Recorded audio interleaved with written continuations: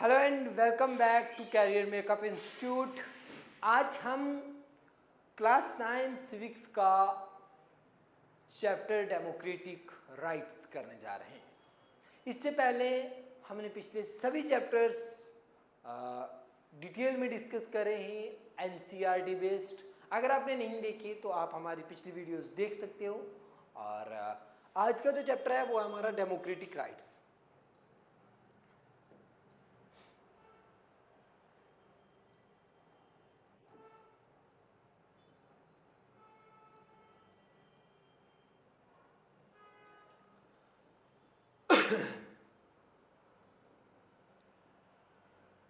अगर आपने हमारी सभी वीडियोस देखी होंगी तो आपको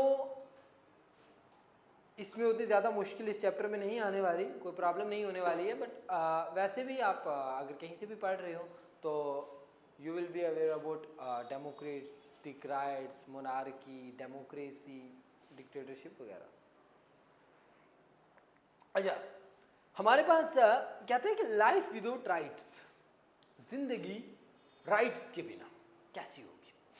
अब कहते हैं democracy is regarded as the best form of government. अब मैंने जब हम इसका चैप्टर फर्स्ट पढ़ रहे थे डेमोक्रेसी, तब भी आपको बताया था कि डेमोक्रेसी इसको माना जाता है बेस्ट फॉर्म ऑफ गवर्नमेंट, क्योंकि पीपल रिप्रेजेंटेशन इसमें दी जाती है और इसके साथ बाकी जो लोगों के बेसिक राइट्स हैं वो सारे के सारे इसमें मिलते हैं। अब है कि in a democratic country, not only does the government work within the limits of the constitution but rights and freedom। अब कहता है किसी भी डेमोक्रेटिक कंट्री में सिर्फ government with in the limits of the constitution काम नहीं करती, बट आल्सो लोगों को राइट और फ्रीडम्स जो हैं वो भी प्रोवाइड करी जाती हैं। किसको? सारे के सारे सिटीजन्स को। ठीक है, फिर आता है इन मोनार्की और इन डिक्टेटरशिप, बट आप कंपेरेटिवली अब कंपेयर करोगे तो ये एक ले ली, ये आप मोनार्की ले लो, डिक्टेटरशिप वगैरह कुछ ले लो, तो यहाँ पे राइट्स भी हैं, बाकी फ्रीडम्स भी हैं, और यहाँ पे लोगों के क्या कह रहा है कि मोनार्की और डिक्टेटरशिप में बेसिक राइट्स जो हैं, जैसे बेसिक राइट्स और जो लोगों की फ्रीडम्स हैं वो सारी की सारी उनसे भी लोगों को डिनाई करा जाता है। बहुत सारी ऐसी चीज़ें हम आगे पढ़ेंगे। अब नेक्स्ट है आपके पास कि rights of citizens in Saudi Arabia. As you know Saudi Arabia is वहां पे क्या मोनार्की है। एक्चुअली ना मोनार्की दो तरह की होती है बेटा, ये ना मोनार्की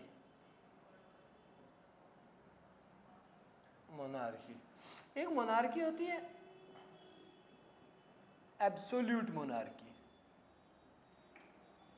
एक मोनार्की होती है कॉन्स्टिट्यूशनल। इसमें सारे की एब्सोल्यूट में ना सारे की सारी पावर किंग या क्वीन के पास होती है, और इसमें पावर्स ना किंग क्वीन भी होते हैं और साथ में क्या होती है, गवर्नमेंट भी होती है। तो इसकी एब्सोल्यूट की आप एग्जांपल ले सकते हो क्या, सऊदी अरेबिया, और इसकी एग्जांपल ले सकते हो आप क्या, यूके। ठीक है, तो यहाँ पे किंग और क्वीन के पास उतनी ज़्यादा पावर्स नहीं होती कॉन्स्टिट्यूशनल में, क्योंकि कॉन्स्टिट्यूशन भी होता है तो एब्सोल्यूट गवर्नमेंट भी होगी, प्राइम मिनिस्टर, प्रेसिडेंट वगैरह। और यहाँ पे क्या है, यहाँ पे सारे की सारी पावर किसके पास होती है, किंग के पास होती है। समझ आ गई। अब क्या आता है कि दूसरी चीज़ का कि सऊदी अरेबिया मोनार्कियल कंट्री, एक मोनार्की है वहाँ पे, और a country which is ruled by king. और ये यहाँ पे किसके द्वारा कंट्री को रूल किया जाता है, किंग के द्वारा रूल किया जाता है। जो भी जो लाज लाने हैं, जो भी जो न्यू लाज इम्प्लीमेंट करने हैं, जो भी करना है वो किसके द्वारा किया जाता है, किंग के द्वारा। Some facts about Saudi Arabia sir, the position of the king is hereditary. और अब जो पोजीशन है किंग की वो हेरिडिटरी होती है। लाइक जो पहले किंग्स होते थे, आप देखोगे मेडिवल टाइम में जो है वो इंडिया में भी बहुत सारे किंग्स वगैरह जो है वो थे, तो उसी तरीके से but their powers are different, तब की पावर्स आज की डिफरेंट है।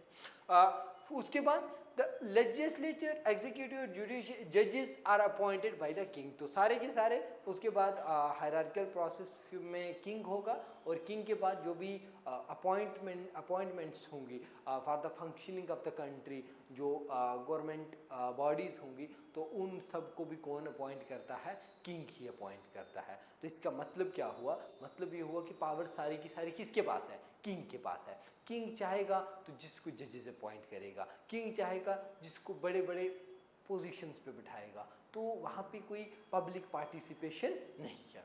फिर क्या है? Later can reverse any of their decision. अच्छा, उसके बाद अगर कोई डिसीजन फॉर एग्जांपल जजेस ने ले भी लिया है, whether they are appointed by the king, but फिर भी अगर कोई ऐसा डिसीजन वो ले लिया कि जो किंग को लगा कि हाँ नहीं है, ये अच्छा नहीं है, ये उसको पसंद नहीं आया, तो वो उस डिसीजन को रिवर्स भी कर सकता है। ठीक है। फिर क्या आता है? The formation of political parties is illegal. Political parties almost 0% उनकी फॉर्मेशन है। फिर and the media can not publish anything which the king does not want. Media कोई भी ऐसी चीज़ पब्लिश नहीं कर सकता जिसको किंग नहीं चाहता। तो ये कुछ सिचुएशन है जो एक मोनार्की कंट्री है उसकी, मोनार्कियल कंट्री की। और many restrictions are imposed on women, women के ऊपर भी बहुत सारी रिस्ट्रिक्शंस वगैरह जो है वो लगाई गई हैं। ये सारी की सारी चीज़ें हम सिचुएशंस पढ़ रहे हैं, अभी हम दूसरी 2 कंट्रीज़ का भी पढ़ेंगे, और फिर आप राइट्स क्यों ज़रूरी होते हैं ये समझ पाओगे। ठीक है। दूसरा हमारे पास है, ये असल में ना ये यूएसए का है, ये जो हम पढ़ रहे हैं ना ये यूएसए का है। After the September 2001 attacks on the United States of America, about 600 people were arrested by the US forces and were imprisoned in the Guantanamo Bay. यहाँ पे एक प्रिजन थी, वहाँ पे तकरीबन अटैक के बाद 600 लोगों को अरेस्ट किया गया, और it is an area of their Quba which is controlled by the American navy.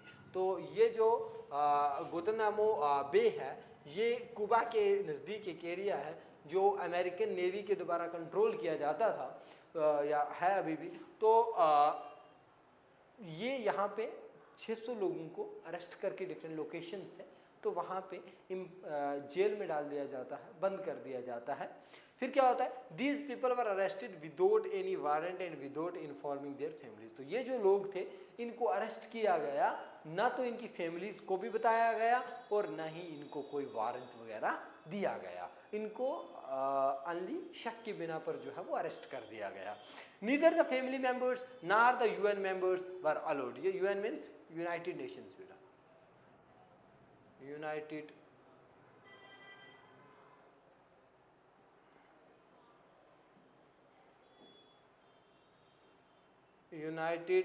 Nations. तो अब क्या कुछ ही फैमिली, ना तो फैमिली मेंबर्स को भी मिलने दिया गया और ना ही यूएन मेंबर्स, यूनाइटेड नेशंस के किसी मेंबर्स को अलो किया गया उन लोगों से मिलने के लिए। फिर क्या होता है? The prisoners neither faced any trial before any magistrate in the US nor could they approach the courts in their home country. और जिन जिन कंट्री से वो लोग थे, ना तो उनको यूएस कोर्ट में पेश किया गया, वहाँ उन पे कोई ट्रायल चलाया गया, ना तो उनकी किसी अपनी रिस्पेक्टिव कंट्री में। फिर an international organisation, human right organisation जो है वो, और मतलब डिफरेंट रिपोर्ट्स जो है वो कलेक्ट करते हैं और उन रिपोर्ट्स पे देखते हैं कि किस तरीके से उन जो प्रिजनर्स हैं उनको टार्चर किया जा रहा है, which itself violate the US law. तो international organisation, human right organisation different reports collect करते हैं और फिर कहते हैं कि ये ह्यूमन राइट ऑर्गेनाइजेशन के लोग हैं वो कहते हैं कि इन लोगों को जिस तरीके से टार्चर किया गया वो इटसेल्फ यूएस के लॉज को भी वायलेट करता है। तो यूएस के यानी कंट्री के अपने लॉज हैं वो भी उस तरीके की पर उस तरीके के लिए परमिट नहीं करते उस तरीके की टार्चरिंग को, जिस तरीके से उनको टार्चर किया गया। फिर prisoners were not released even when they were declared not guilty। तो उनको मतलब जब बाद में फिर उनको ये भी मतलब गिल्टी नहीं भी थे, फिर भी उनको रिलीज नहीं करा गया। फिर क्या, pay any heed to the US government did not pay any heed to the UN secretary general who said it. अब क्या, अब न तो यूएस गवर्नमेंट ने और न ही यूएन के जनरल सेक्रेटरी वगैरह ने भी उनकी तरफ उतनी ज़्यादा कोई जो है वो अपनी उतनी ज़्यादा इंटेंशन जो है वो रखी। तो ये भी आ गया है कि आप सिर्फ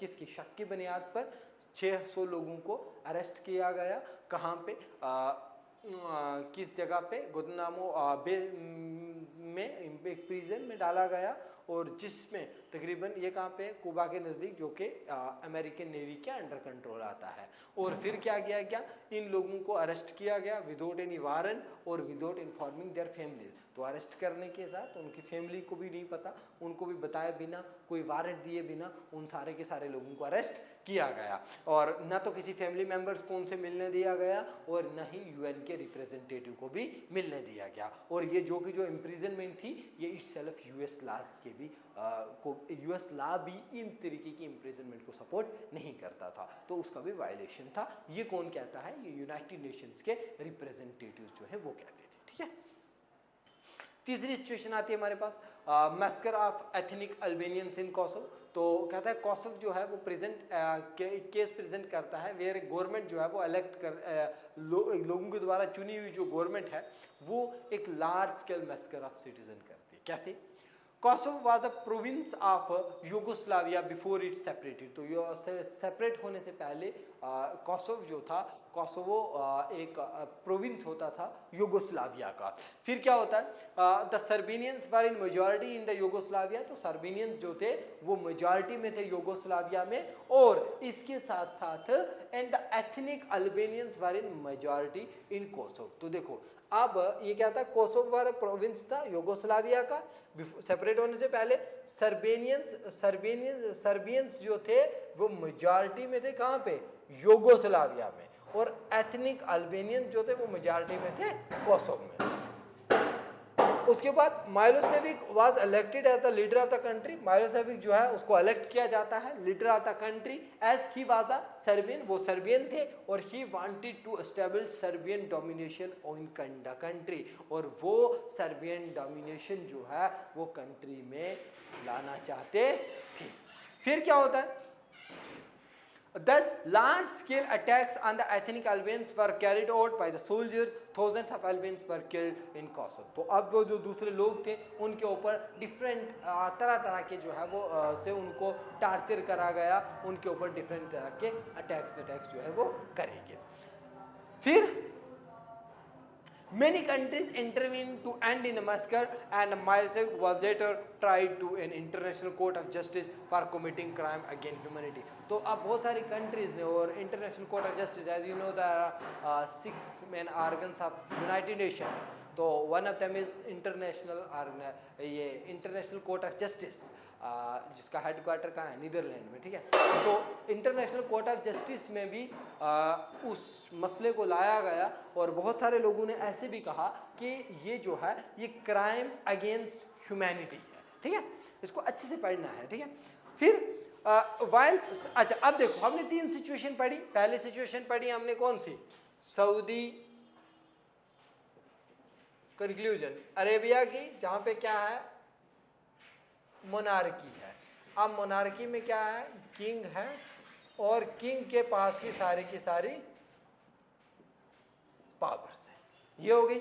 दूसरी सिचुएशन जो हमने पढ़ी वो हमने पढ़ी यूएसए की, कि यूएसए ने कुछ लोगों को गुंतनबाओ बे में की एक प्रिजन जो कुबा के नज़दीक है, वहाँ पे जो अमेरिकन नेवी के अंडर आती है, वहाँ पे लोगों को अरेस्ट करके रखा, और जिनकी फैमिली मेंबर्स और इवन दो कि यूएन या सिक्योरिटी जनरल के मेंबर्स को भी नहीं मिलने दिया गया।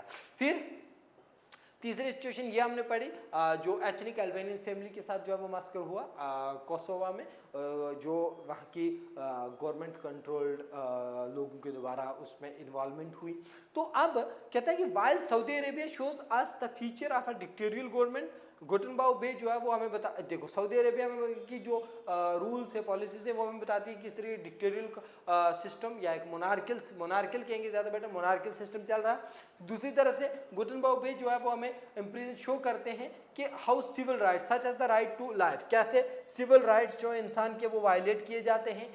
उसके बाद ट्रायल के बिना डिटेंशन और लोगों से इवन दो के फैमिली को बताया भी नहीं जाता, ये चीज़ें इससे हमें पता चलती हैं। और कोसोवो की एक एग्जांपल है हमारे पास कि कैसे एक इलेक्टेड गवर्नमेंट जो है वो मस्कर करती है माइनॉरिटी के खिलाफ, ठीक है। द राइट ऑफ सिटीजन, अब देखो जितने भी लोगों के आपने तीन सिचुएशंस पढ़ी, ये तीन की तीन आपको एग्जाम में आ सकती हैं, इसलिए आप तीन की तीन को तैयार करनी है, सऊदी अरेबिया वाली, यूएसए वाली, और तीसरी कौन सी जो अल्बेनियंस एथनिक अल्बेनियंस के खिलाफ जो है वो कोसोवो में हुआ। कोसोवो, सऊदी अरेबिया और यूएसए पढ़ना है आपने। तो इनमें जो लोगों के राइट्स हैं, लोगों के पर्सनल राइट्स हैं, वो सारे की सारी सिचुएशंस में एक ही तरह से वायलेट हुए हैं, ठीक है। अब जो नेक्स्ट लेक्चर में आज तीन की तीन एग्जांपल्स आपने पढ़ी, नेक्स्ट लेक्चर में हम फर्दर इसके जो हमारे राइट्स होते हैं वो सारे के सारे डिस्कस करेंगे, और we will discuss each and everything in this chapter. और अगर आपको कहीं पे कोई प्रॉब्लम हो, कोई चीज़ समझ में ना आए, कोई कन्फ्यूजन हो, तो फ्रीली कमेंट सेक्शन में पूछ सकते हो। आप पूछोगे तो हम आपको बताएंगे। और इसके सब के ना जो हम पढ़ाते हैं यहाँ पे, इसके अगर आपको नोट्स पीडीएफ में चाहिए तो आप टेलीग्राम से directly career makeup notes search करके वहाँ से नोट्स भी निकाल सकते हो। बस हाँ, पढ़ना आपने है। पहले क्या होता था कि पहले स्टूडेंट्स को पता नहीं रहा, मतलब थोड़ी सी ये प्रॉब्लम थी कि क्या पढ़ें, है ना, क्या पढ़ें, कौन सा सोर्स लें, क्योंकि सोशल मीडिया का दौर नहीं था, लिमिटेड सोर्सेज होते थे, बुक्स होती थी। तो आज की डेट में हमें ये चीज़ देखनी पड़ती है कि क्या नहीं पढ़े, क्या नहीं पढ़े। हमें सिलेक्ट करने में क्या चीज़ हमने सिलेक्ट करनी है पढ़ने के लिए, क्या पढ़ना है या नहीं पढ़ना है, वो चीज़ देखनी हमारे लिए ज़्यादा इम्पॉर्टेंट हो जाती है। अब इस सब को देखते हुए इन सब चीज़ों को आपने देखकर कौन सा कंटेंट पढ़ रहे हो। फॉर एग्जांपल आपके पास एक चैप्टर है, वो आ रहा है आपके पास 3 मार्क्स का एग्जाम में, और आप उसके लॉन्ग आंसर टाइप क्वेश्चन करे जा रहे हो तैयार। तो यहाँ पर आपने ध्यान देना है कि एक सिस्टमेटिक वे से आपने चलना है। पहले इवेल्युएट करना है कि भाई मैंने क्या पढ़ना है, कौन से सोर्सेज पढ़ने हैं। फिर अब एक चीज़ पढ़ रहे हो, आप एक बुक से पढ़ रहे हो, तो फिर आप पढ़ लिया आपने 10 दिन, 20 दिन, 1 महीना, 2 महीने, उसके बाद आप बीच में जाके कोई दूसरी बुक जो है वो कहीं कंसल्ट करोगे, आप बोलोगे नहीं हम दूसरी बुक से, तो फिर आपका जो है वहाँ प्रॉब्लम आ जाती है। वो नहीं करना है। जिससे पढ़ रहे हो, जिस सोर्स से पढ़ रहे हो वो अच्छा है, बस हाँ ऐड ऑन करिएगा, और अगर हो सके तो नोट्स भी बनाइएगा। बट आपको अभी 9th क्लास के लिए मुझे नहीं लगता कि उतना ज़्यादा जाना चाहिए। बट हाँ, जो चीज़ पढ़ो क्लैरिटी के साथ पढ़ो, नोट्स हो सके तो अपने भी बना सकते हो आप रिवीजन के लिए। और एनसीईआरटी को कभी नहीं छोड़ना है, एनसीईआरटी को कंप्लीट जो है वो डिस्कस करना है, कंप्लीट उसको पढ़ना है। 1-2 बार अगर आप पढ़ लोगे तो फिर दोबारा आपको नॉर्मल रिवीजन की ही वो रह जाता है, और वो आप डायरेक्टली नोट से कर सकते हो। और क्वेश्चन आंसर्स एनसीईआरटी बेस्ड भी और इंटरनल भी दोनों डिस्कस करने हैं। Thank you, have a nice day.